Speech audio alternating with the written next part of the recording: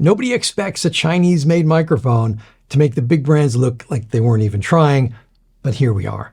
For the past year, I've been using a new Sax mic that has design features so much better than anything else I've tried, it's not even fair. So in this video, I'll show you exactly what makes the new X Pro mic stand apart and why it's now the only mic I use on every gig. This video is not sponsored. However, I did receive this microphone for free. At first, it sat in the box for a while. Then one day, out of curiosity, I brought it on a low stakes gig for a test. I wasn't expecting a whole lot. That was over a year ago, and I have not used another mic since. If you follow the channel, you know I have many others that cost much more. The reason I'm only using the new X Pro now is not about sound. It's about everything else. And to be honest, I haven't even compared the sound of this mic to any of the others yet, so let's start by doing that part together. First, here's the Neumann MCM 114, which I was using for a while previously because of its excellent sound quality.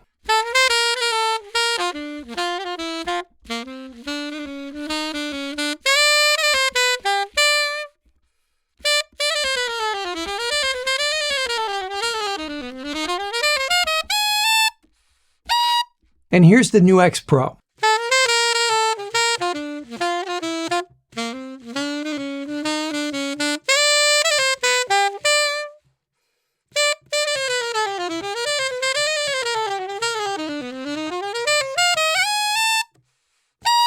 Turns out, the sound of the new X Pro certainly holds its own.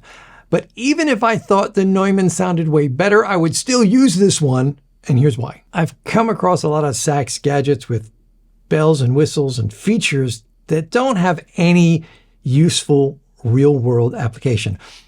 And when I saw this mic and everything that was on the box, I assumed it was going to be another thing packed with features nobody wants or needs. But I was wrong. I've been using pretty much every feature on this mic, none of which comes with any other mic that I'm aware of, and they're all pretty much game changers. Let's start with the mic itself. It's a condenser that sits on this really sturdy and well-designed shock mount. That's attached to the best gooseneck I've ever had on a wireless mic. Somebody finally got the tension right. I can put this in whatever position I want, and it won't budge.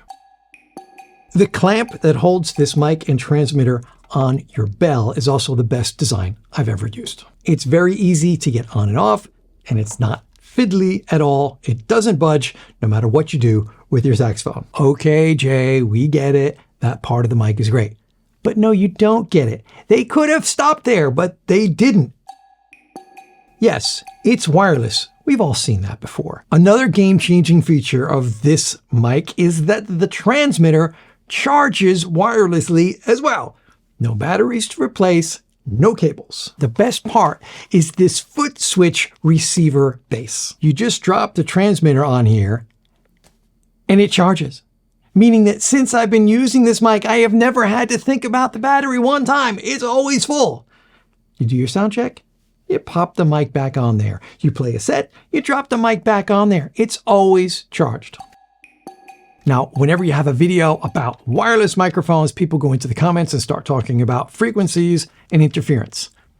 I have used cheap wireless mics before, and I have had interference on gigs, and I can tell you there's nothing worse than that. But in the past year plus, I've been using the new X Pro on lots of gigs, and I have not had one single instance of interference. I never go very far away from the receiver though, so I haven't tested it at a range of more than about 10 meters.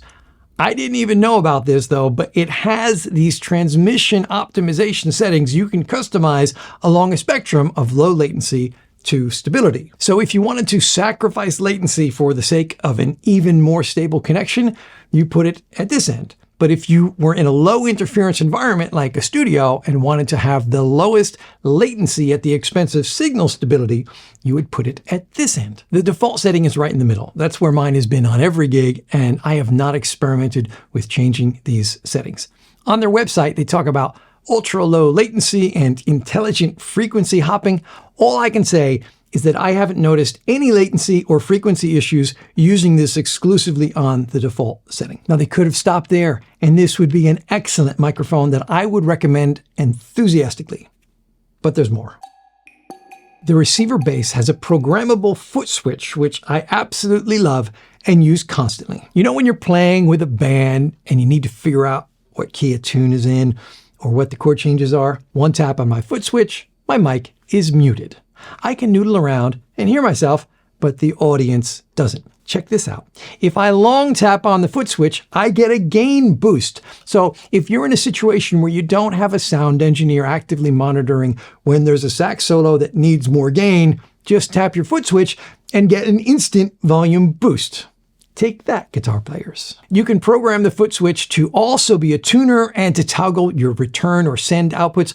I'm not using either of those features, but someone else might find them quite handy. It also has this EQ button to cycle through some presets for soprano, alto, tenor.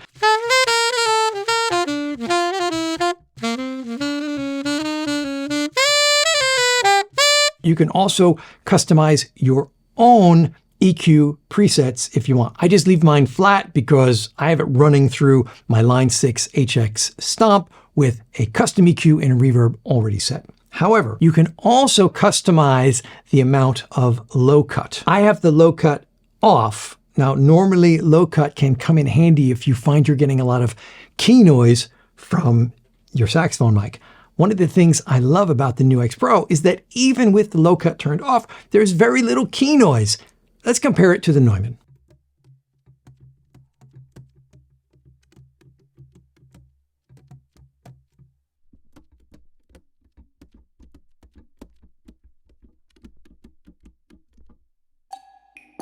You can connect to your board via XLR cable or 1/4-inch jack, and the whole thing is designed to easily connect with other pedals. Finally, the display is really easy to see on stage. You can see your level in real time, as well as the amount of battery in your transmitter. I'm not even sure why they did this, but they made the receiver also work wirelessly.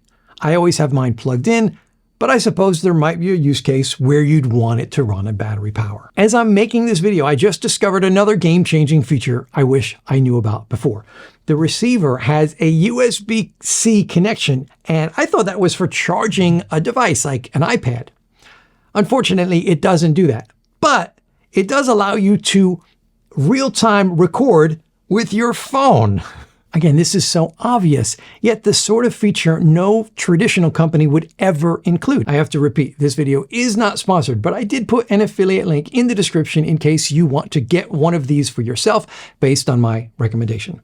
I've been enjoying this mic so much, I thought it was time I shared my experience with the community, as I think a lot of other saxophone players will also love this tool. If you've already got a NUX Pro mic, please tell us how it's working for you in the comments.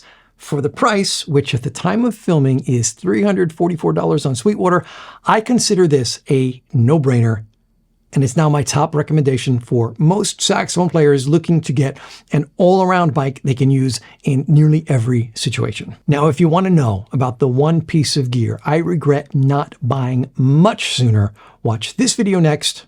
After my saxophone, this is the one thing I cannot do a gig without.